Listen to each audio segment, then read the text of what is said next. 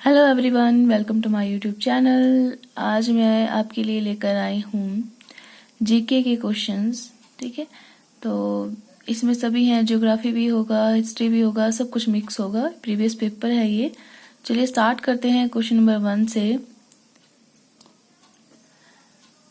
निम्नलिखित में से किस काल को मानसून के वापस जाने की ऋतु कहा जाता है? ऑप्शंस हैं दिसंबर के मध्य से मार्च के मध्य तक। ऑप्शन बी है जून से सितंबर। ऑप्शन सी है जून से जुलाई। ऑप्शन डी है अक्टूबर से दिसंबर के मध्य। तो ये हमें पता है कि मानसून के वापस जाने की ऋतु जो होती है वो अक्टूबर से दिसंबर के मध्य होती है। नेक्स्ट है Eravikulam national park is in, कहाँ पर है ये? ऑप्शन है केरल, तमिलनाडु, आंध्र प्रदेश, ओडिशा। तो जो एराविकुलम नेशनल पार्क है वो है हमारा केरल में। ठीक है, तो जो केरल राज्य के इडुक्की जिले में पश्चिमी घाट में जो है ये है, और इसका क्षेत्रफल जो है वो 92 वर्ग किलोमीटर है।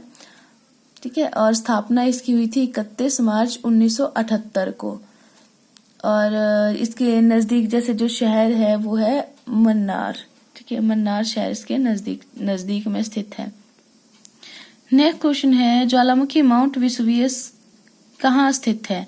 ऑप्शंस है जापान, तंजानिया, इटली या केनिया। तो जो ज्वालामुखी माउंट वेसुवियस है वो इटली में स्थित है, और ये बहुत एक्टिव वोल्केनो है, अभी तक भी एक्टिव है ये। नेक्स्ट क्वेश्चन है अक्टूबर 2015 में मध्य अमेरिका, मैक्सिको और टेक्सास को बुरी तरह प्रभावित करने वाले तूफान का नाम क्या था? तो उसका नाम था पैट्रिसिया। ठीक है, नेक्स्ट क्वेश्चन है निम्नलिखित में से कौन सी नदी का उद्गम स्थल भारत में नहीं है? जो भारत में नहीं है, ऑप्शंस हैं ब्यास, रावी, चिनाब या सतलुज। ठीक है, तो ये क्वेश्चन वैसे हम पहले डिस्कस कर चुके हैं। अब जो ब्यास है उसका उद्गम स्थल है व्यास कुंड। ठीक है, ये भी हिमाचल में है। रावी नदी का उद्गम स्थल है बड़ा बंगाल। ठीक है, और चिनाब नदी जो है ये चंद्रा और भागा नदियों से मिलकर बनती है, और ये लाहौल स्पीति से जो है लाहौल स्पीति में तांडी नामक स्थान पर चंद्रा और भागा नदियां मिलेंगी, वहां पे चिनाब बनती हैं। ठीक है, तो ठीक है, तो चंद्रा और भागा नदी का उद्गम स्थल हुआ लाहौल स्पीति में। ठीक है, और जो सतलुज नदी है ये मानसरोवर झील से निकलती है, मतलब मानसरोवर झील के साथ में राक्सताल झील है, वहां से ये निकलती है, और ये कहाँ है? तिब्बत में है। तो कौन सी जो है वो नदी का उद्गम स्थल भारत में नहीं है? तो वह सतलुज नदी है। नेक्स्ट है कागज उद्योग के लिए प्रसिद्ध है, कौन सा शहर जो है कागज उद्योग के लिए प्रसिद्ध है? ऑप्शंस है हमारे पास कानपुर, बल्लरपुर, बुलंदशहर या जबलपुर। तो ये है बल्लरपुर। बल्लरपुर जो है ये महाराष्ट्र में है। ठीक है, नेक्स्ट क्वेश्चन है granite is a dash type of rock. Granite जो है वो कौन सी रॉक है? इग्नियस, सेडिमेंट्री, मेटामॉर्फिक या नन ऑफ दिस। तो ग्रेनाइट जो है वो इग्नियस या आग्नेय शैल है। नेक्स्ट क्वेश्चन है भारत में दशमिक मुद्रा प्रणाली प्रारंभ की गई थी। The decimal currency system was started in India from January 1955 से, अप्रैल 1957 से, अप्रैल 1951 से या अप्रैल 1955 से। तो ये अप्रैल 1957 से प्रारंभ की गई है दशमिक मुद्रा प्रणाली। नेक्स्ट क्वेश्चन है भारत में राष्ट्रीय आय का सबसे बड़ा स्रोत है service sector, agriculture, industrial sector या ट्रेड सेक्टर। जब भारत को आजादी मिली थी ना जिस टाइम, तो उस टाइम जो था वो एग्रीकल्चरल सेक्टर जो था वो लार्जेस्ट सोर्स था आय का। पर अभी जो है करंट में सेवा क्षेत्र जो है वो राष्ट्रीय आय का सबसे बड़ा स्रोत है। हमारी जीडीपी का 54% जो कंट्रीब्यूशन है वो सर्विस सेक्टर से ही मिलता है। ठीक है, तो 54% ये कंट्रीब्यूट करता है जीडीपी में। बाकी जो बच गया वो हाफ, मतलब थोड़ा थोड़ा डिवाइड हो जाता है फिर बाकी जो क्षेत्र है उसमें।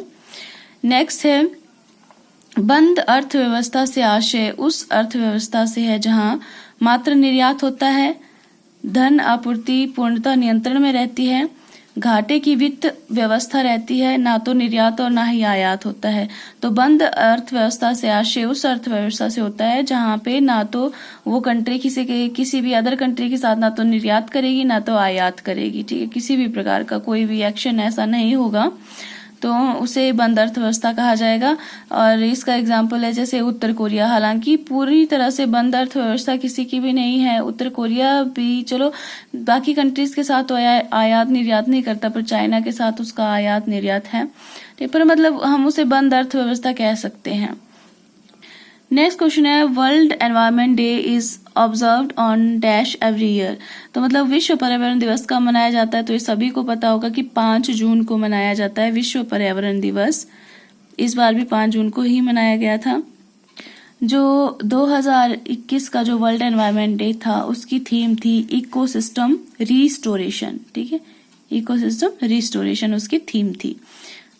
नेक्स्ट क्वेश्चन है भारत में वित्त आयोग का मुख्य कार्य है। भारत में वित्त आयोग का मुख्य कार्य क्या है, मतलब ऑप्शंस हैं संघ और राज्यों के बीच राजस्व का वितरण, वार्षिक बजट तैयार करना, सी ऑप्शन है राष्ट्रपति को वित्त संबंधी मामलों में सलाह देना, या डी ऑप्शन है संघ और राज्यों के विभिन्न मंत्रालयों में निधि का आवंटन करना। तो भारत में वित्त आयोग का मुख्य कार्य है राष्ट्रपति को वित्त संबंधी मामलों में सलाह देना। नेक्स्ट क्वेश्चन है सरकारी आयोग का संबंध था इससे। ऑप्शन है न्यायिक सुधार, निर्वाचकीय सुधार, केंद्र और राज्यों के बीच संबंध या वित्त सुधार। जो सरकारी आयोग था उसका गठन किया गया था 1983 by the central government of India.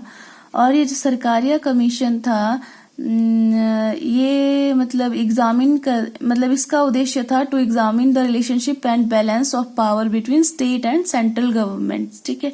State और सेंट्रल गवर्नमेंट के बीच में जो है बैलेंस और उनकी पावर्स में जो रिलेशनशिप है उसको एग्जामिन करना। तो इसमें ऑप्शन सी केंद्र और राज्यों के बीच संबंध है ना, तो ये जो है वो करेक्ट आंसर होगा। नेक्स्ट क्वेश्चन है निम्नलिखित में से किसकी नियुक्ति भारत के राष्ट्रपति द्वारा नहीं की जाती है। ऑप्शंस हैं speaker of the Lok Sabha, chief justice of India, chief of the air force and chief of the army. तो हमारे पास जो चीफ जस्टिस ऑफ इंडिया है उसकी नियुक्ति राष्ट्रपति करता है।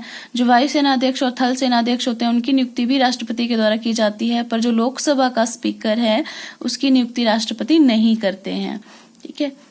जो लोकसभा का स्पीकर होता है उसकी नियुक्ति जो होती है वो लोकसभा के सदस्यों के द्वारा ही की जाती है। बस जो निर्वाचन की तिथि होती है वो राष्ट्रपति के द्वारा निश्चित की जाती है, बाकी उस तिथि को जो अदर जो सदस्य होते हैं वो मिलकर जो है वो लोकसभा स्पीकर को मतलब चुनते हैं, ठीक है। नेक्स्ट है संविधान में भारत का विवरण इस प्रकार दिया गया है। The constitution describes India as a federation of state, union of state, confederation of states या यूनिटरी स्टेट। तो राज्यों का संघ या यूनियन ऑफ स्टेट जो है वो संविधान में भारत का विवरण इस प्रकार से दिया गया है, ऑप्शन बी। नेक्स्ट क्वेश्चन है भारत का प्रधानमंत्री बनने के लिए न्यूनतम आयु कितनी है। ऑप्शन है 25 वर्ष, 30 वर्ष, 35 वर्ष या 40 वर्ष। तो प्रधानमंत्री पद के लिए जो न्यूनतम आयु है वो 25 साल होनी चाहिए, ठीक है। और भारत के सबसे युवा जो थे प्रधानमंत्री थे वो थे मिस्टर राजीव गांधी, और वो 40 साल की उम्र में देश के प्रधानमंत्री बने थे।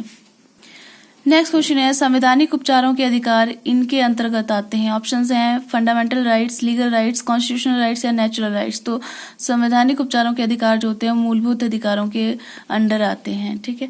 और लास्ट क्वेश्चन है the word dash does not find mention in the preamble of the constitution. Bharat के संविधान की उद्देशिका में इस शब्द का उल्लेख नहीं है। ऑप्शंस हैं सोवराइन, सेकुलर, सॉलिडरी या इक्वालिटी। तो सोवराइन संप्रभुता शब्द जो है वो भी है, धर्मनिरपेक्ष शब्द भी है, समता भी है, पर एकजुटता या सॉलिडेरिटी शब्द जो है वो मेंशन नहीं है प्रियम्बल में, ठीक है। तो फ्रेंड्स ये थे कुछ क्वेश्चंस जो जीके से रिलेटेड थे, है ना। इकोनॉमिक्स था इसमें, और इसमें जो था वो जो हमारे पॉलिटी है वो था, ठीक है। तो आई होप कि आपको ये पसंद आया होगा। तो प्लीज़ लाइक करें, शेयर करें और मेरे चैनल को सब्सक्राइब करें। Thanks for watching.